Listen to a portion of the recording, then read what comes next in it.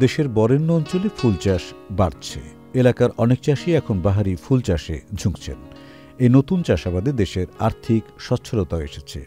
একসময় এই অঞ্চলের কৃষকেরা ধান, গম ছাড়া অন্য ফসলে আগ্রহী ছিলেন না, কিন্তু এখন তারা ধান, গমের পাশাপাশি ফুল চাষও করছেন। কৃষি সম্প্রসারণ অধিদপ্তরের স্থানীয় কর্মকর্তারা প্রশিক্ষণ সহ নানা পরামর্শ দিয়ে ফুল চাষে উদ্বুদ্ধ করছেন।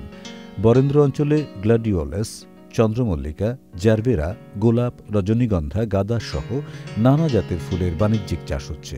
স্থানীয় কৃষি অফিস বলছে, বরেন্দ্র অঞ্চলের মাটি ও আবহাওয়া ফুল চাষের জন্য অত্যন্ত উপযোগী। NRBC ব্যাংক, সুখবর প্রতিদিন।